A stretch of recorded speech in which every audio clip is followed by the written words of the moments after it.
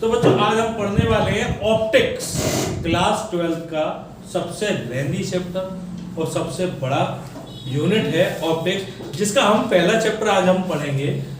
तो ऑप्टिक्स का पहला जो चैप्टर हमने डिवाइड किया है वो है refraction of light. Refraction of light. तो बच्चों रिफ्रैक्शन ऑफ लाइट का एक्चुअल मीनिंग है क्या? Refraction, not reflection, it's refraction. Refraction का मतलब क्या होता है? अगर कोई भी रे ऑफ लाइट एक मीडियम से कहां जाती है दूसरे मीडियम में, एक मीडियम से कहां जाती है, तो वो अपने पाथ से क्या हो जाती है? डेविएट, क्या हो जाती है? मुड़ जाती है। उसे हम क्या बोलते हैं? रिफ्रैक्शन। क्या बोलते हैं? ऐसा होता क्यों है? रिफ्रैक्शन होता क्यों? लाइट मुड़ती क्यों है? क्योंकि लाइट की स्पीड हर मीडियम में क्या होती है? अलग। लाइट की स्पीड हर मीडियम में क्या होती है? अलग। क्या होती है बच्चों? अगर कोई भी रे ऑफ लाइट एक मीडियम से कहां जाती है दूसरे मीडियम तक, तो वो अपने पास से क्या हो जाती है? डेविएट। उसे हम क्या बोलते हैं? रिफ्रैक्शन। रिफ्रैक्शन क्यों होता है? क्योंकि लाइट की स्पीड हर मीडियम में क्या होती है? अलग। क्या होती है? अलग। लिखेंगे बच्चों, व्हेन अ रे ऑफ लाइट, व्हेन अ रे ऑफ लाइट travels from कहां से का बच्चों? one medium to another medium, one medium to another medium, one medium to another medium, then it deviates from its path, this is called क्या? Refraction. और उसी को हम क्या बोलते हैं? Refraction. This is called refraction. अगर कोई भी रे ऑफ लाइट एक मीडियम से कहां जा रही है दूसरे मीडियम पे, एक मीडियम से कहां जा रही है दूसरे मीडियम तक, तो वो अपने पास से क्या हो जाती है? डेविएट। क्या हो जाती है? उसे हम क्या बोलते हैं? रिफ्रैक्शन। क्या बोलते हैं बच्चों? रिफ्रैक्शन। रिफ्रैक्शन होता क्यों है? क्योंकि लाइट की स्पीड हर मीडियम में क्या होती है? अलग। क्या होती है? अलग। Refraction of light takes place, refraction of light takes place because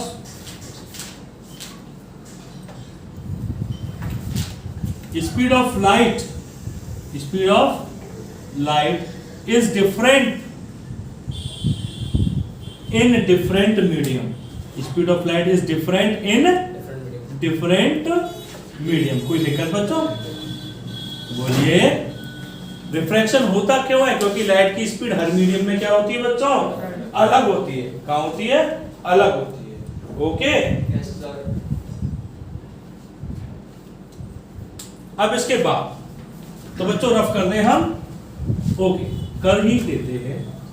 अगर कोई भी रे ऑफ लाइट ट्रेवल करी एक मीडियम से कहां तक दूसरे मीडियम पे, तो उसे हम क्या बोलते हैं? रिफ्रैक्शन। अपने पास से क्या हो जाती है? वो डेविएट। उसे हम क्या बोलेंगे? रिफ्रैक्शन। रिफ्रैक्शन होता कहां पे है और होता क्यों है? रिफ्रैक्शन क्यों होता है?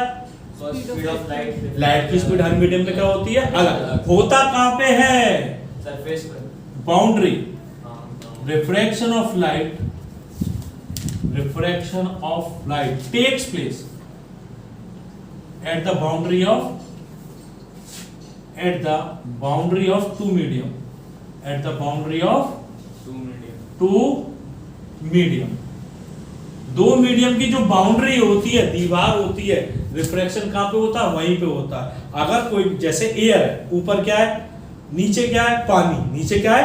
अगर कोई भी रे ऑफ लाइट आ रही है तो वो क्या हो जाएगी? नीचे डेविएट। क्या हो जाएगी? कहां पर? उसकी बाउंड्री पे। कहां पर? उसकी। उसी को हम क्या बोलते हैं? रिफ्रैक्शन। क्या बोलते हैं? अब मैं आपसे एक चीज और पूछूंगा, छोटी सी बात है। अगर कोई रेयर मीडियम क्या होता है और डेंसर मीडियम क्या होता है? रेयर मीडियम जिसमें लाइट कम डेविएट और डेंसर मीडियम में लाइट ज्यादा डेविएट ना। रेयर मीडियम वो होता है जिसमें लाइट की स्पीड क्या होती है? ज्यादा। और डेंसर मीडियम कौन सा होता है? जिसमें लाइट की स्पीड कम। रेडियल मीडियम कौन सा होता है? स्पीड ऑफ लाइट में लाइट बहुत ज्यादा। रेडियल मीडियम कौन सा होता है? Speed of light more. Speed of light more. और डेंसर मीडियम कौन सा होगा बच्चों? स्पीड ऑफ लाइट क्या हो जाएगी? Less. Speed of light. Diagram देखेंगे बच्चों इधर। ये कौन सा मीडियम लिया हमने? और ये कौन सा लिया भैया, डेंसर। एक रे ऑफ लाइट आई, अरे ये तो टेढ़ी हो गई, कर दी सीधी। अगर एक रे ऑफ लाइट आ रही, कहां से आ रही है, रेयर से। कहां से आ रही है, ये हमने क्या बनाया, नॉर्मल। क्या बनाया, नॉर्मल हमेशा सरफेस के साथ कितना डिग्री एंगल बनाता है, 90। कितना बनाता है। अगर कोई भी रे ऑफ लाइट रेयर मीडियम से आती है किधर की तरफ, डेंसर तक। किधर की तरफ, तो किधर की तरफ मुड़ती है, towards the normal. Towards the, याद रखिएगा बच्चों, अगर कोई भी रे ऑफ लाइट रेयर मीडियम से कहां पर आ रही है, डेंसर। रेयर से कहां पे आ रही है, हमेशा किधर की तरफ मुड़ेगी, नॉर्मल। किधर की तरफ। अब इस केस में ये जो एंगल होता है उसे बोलते हैं एंगल ऑफ इंसिडेंस। क्या बोलते हैं, जो नॉर्मल और इंसिडेंट रे का बनता है इसको हम क्या बोलते हैं, इंसिडेंट रे। क्या बोलते हैं बच्चों, जो रे आती है उसे क्या बोलते हैं, इंसिडेंट रे। और जो डेविएट हुई है उसे क्या बोलेंगे, रिफ्रैक्टेड रे। क्या बोलेंगे बच्चों, रिफ्रैक्टेड रे। क्या बोलेंगे, रे ऑफ लाइट आई, रेयर से डेंसर में आई तो towards the normal. Towards the, ऊपर से आई टुवर्ड्स द, ये कौन सी रे है, रिफ्रैक्टेड। ये कौन सी रे है, नॉर्मल हमेशा कितना एंगल बनाता है, 90। कितना बनाता है। अब जो नॉर्मल के साथ एंगल बनता है इंसिडेंट रे का, वो क्या होता है, एंगल ऑफ इंसिडेंस। क्या होता है, एंगल ऑफ इंसिडेंस। और जो नॉर्मल का एंगल बनता है रिफ्रैक्टेड रे के साथ उसे हम क्या बोलते हैं, एंगल ऑफ रिफ्रैक्शन। क्या बोलते हैं, एंगल ऑफ रिफ्रैक्शन। यही बात करते हैं हम दूसरी, और दूसरा हमने ले लिया ऊपर कौन सा, डेंसर मीडियम, और नीचे कौन सा ले लिया बच्चों, रेयर मीडियम। अब रे ऑफ लाइट आ रही है डेंसर से किधर की तरफ, तो डेंसर से रेयर आती है तो away from the, away from the normal से कहां चली जाएगी, दूर। नॉर्मल से कहां चली जाएगी, दूर। Away from the normal. Angle of incidence ये कितना, आई, और एंगल ऑफ रिफ्रैक्शन ये कितना, बना देंगे बच्चों जल्दी से। और प्लीज नोट कीजिएगा, यहां तक कंटिन्यू, हम चैप्टर कंटिन्यू करेंगे। तो बच्चों अब नई हेडिंग है absolute refractive index. Absolute, absolute की बात कर रहे हैं पहले, एब्सोल्यूट रिफ्रैक्टिव इंडेक्स। इसको हम रिप्रेजेंट करते हैं म्यू से और एन से। म्यू से और एन से। ये क्या है, रेशियो होता है speed of light in air और वैक्यूम का, speed of light in other medium. Speed of light in, ये रेशियो होता है स्पीड ऑफ लाइट का एयर और वैक्यूम से। किसके साथ, speed of light in other medium. It is defined as the ratio of, it is defined as the ratio of speed of light in air or vacuum to the speed of light in any other medium. क्या कहलाएगी, absolute refractive index. क्या कहलाएगी, absolute refractive index. Definition आप लोग अपने आप लिखेंगे। It is defined as the ratio of, sir ये तो वही बन गया, not upon you. It is defined as the ratio of speed of light in air और vacuum. It is defined as the speed of light in air or vacuum. It is defined as the ratio of speed of light in air or vacuum to the, किससे बच्चों, speed of light in other medium, to the speed of light in बच्चों किसमें, other medium, speed of light in other medium, right? Air or vacuum to the speed of light in other, okay, WN।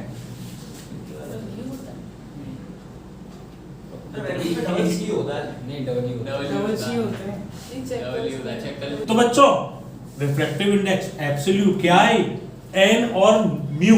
N और mu ratio होता है speed of light in air और vacuum to the speed of light in other medium, to the speed of light in other medium. Mister Vikas, you are my favourite बच्चे।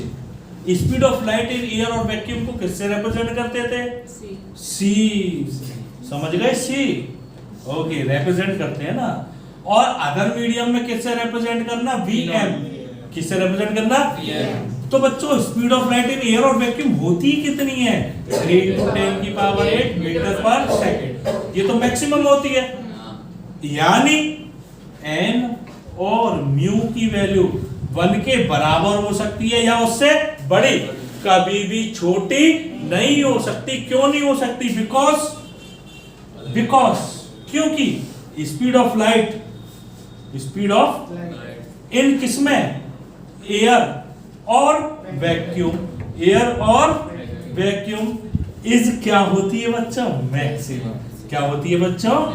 क्योंकि light की speed air में और vacuum में क्या होती है? मैक्सिमम। और जब मैक्सिमम होती है तो जो रिफ्रैक्टिव इंडेक्स की वैल्यू या तो उसके बराबर आ सकती है या उससे बड़ी, छोटी कभी भी नहीं हो सकती।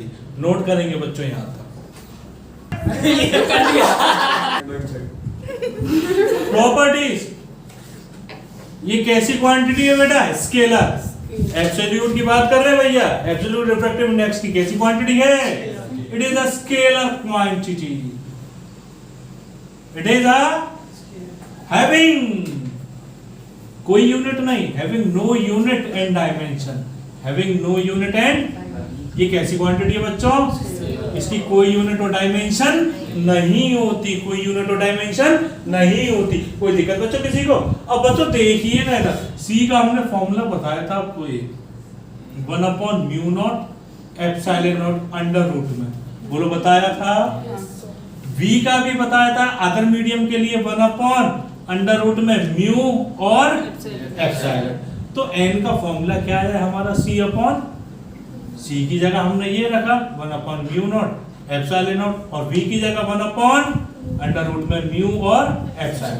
ऊपर लेके जाओगे तो ये अंडर रूट में ऐसे आ जाएंगे, μ/μ0 एप्सिलॉन। तो बच्चों हमने ये पहले पढ़ा है, μ/μ0 किसके बराबर होता है? Relative magnetic permeability mu R, ε/ε0 ER relative permeability electric permittivity. तो जो रिफ्रैक्टिव इंडेक्स आ जाती है वो कितनी आ जाती है? Under root mu R ER, under root mu R ER। तो बच्चों प्लीज नोट कर दीजिएगा जल्दी से। तो ये भी क्या था? Refractive index of any medium, अगर रिफ्रैक्टिव इंडेक्स किसी भी मीडियम की क्या है? ज्यादा। रिफ्रैक्टिव इंडेक्स किसी मीडियम की क्या है? तो वो कैसा मीडियम होगा? डेंसर। कैसा होगा? रिफ्रैक्टिव इंडेक्स अगर किसी भी मीडियम की कम है, लेस, क्या हो? तो वो कौन सा मीडियम होगा? रेयर। कौन सा मीडियम होगा? ये दोनों बातें आपको याद रखनी है। अगर रिफ्रैक्टिव इंडेक्स किसी मीडियम की क्या है? ज्यादा, तो वो कौन सा है? और कम है तो एग्जाम्पल, ऑयल लिया मैंने, कोई भी ले लो 1.98, डायमंड लिया, एग्जाम्पल है बच्चों, ध्यान से सुनिएगा 2.42, ग्लास 1.42 और एक और कोई ले लेते हैं, ग्लास की जगह कोई, चलो एयर ले लिया, एयर की मैंने ले ली 1.2 ले ली, ठीक है। अब इसमें बताइए रेयर मीडियम कौन सा और डेंसर मीडियम कौन सा है? रेयर कौन सा है? एयर। और डेंसर कौन सा है बच्चों? डायमंड। कौन सा है? जिसकी रिफ्रैक्टिव इंडेक्स की वैल्यू ज्यादा, वो कौन सा मीडियम? डेंसर। और अरेंज करें अगर रेयर टू डेंसर तो क्या लिखेंगे? Air, glass, oil and then diamond. कोई दिक्कत बच्चों किसी को? याद रखिएगा, ये छोटे छोटे क्वेश्चन भी कभी कभी आ जाते हैं, तो प्लीज नोट कीजिएगा। और आगे फिर एक नया तुरंत फॉर्मूला आ रहा। अब बेटा कॉचीज फॉर्मूला क्या कहता है? According to Cauchy's formula, CAUCHY', Cauchy's formula क्या होता है हम बताते हैं। कॉचीज फॉर्मूला कहता है कि जो रिफ्रैक्टिव इंडेक्स है इनवर्सली प्रोपोर्शनल होती है किसके? वेवलेंथ के। रिफ्रैक्टिव इंडेक्स इनवर्सली प्रोपोर्शनल किसके? भैया आपने स्पेक्ट्रम पढ़ा है, वेव की ओर पढ़ा है बच्चों, वेव गया। सबसे ज्यादा वेवलेंथ किसकी होती है? रेड की। और सबसे कम? और अगर फ्रीक्वेंसी की बात करें, फ्रीक्वेंसी किसकी कम होती है? रेड की। उल्टा होता है, फ्रीक्वेंसी को रिप्रेजेंट करते हैं न्यू से, और सबसे ज्यादा किसकी होती है? वॉयलेट की। किसकी होती है बच्चों? वॉयलेट की। कोई दिक्कत? पक्का? अब कॉचीज फॉर्मूला क्या कहता है? रिफ्रैक्टिव इंडेक्स इनवर्सली प्रोपोर्शनल किसके बच्चों? वेवलेंथ। किसके? तो भैया वेवलेंथ किसकी ज्यादा? रेड की। तो रिफ्रैक्टिव इंडेक्स किसकी कम होगी? रेड की। और किसकी ज्यादा होगी? क्यों? क्योंकि वेवलेंथ किसकी ज्यादा है? रेड की। किससे? वॉयलेट से। तो रिफ्रैक्टिव इंडेक्स इनवर्सली होती है, और जब इनवर्सली होती है तो जिसकी वेवलेंथ ज्यादा उसकी रिफ्रैक्टिव इंडेक्स कम। बोलो कोई दिक्कत किसी को? पक्का बच्चों? तो नोट कर लेना, आज यहीं तक, बाकी का लेक्चर कल से कराएंगे। तो कल एक नया टॉपिक आएगा, इसी के बाद टॉपिक होगा हमारा relative refractive index. Relative refractive index. Okay बच्चों, तब तक के लिए जय हिंद, जय भारत।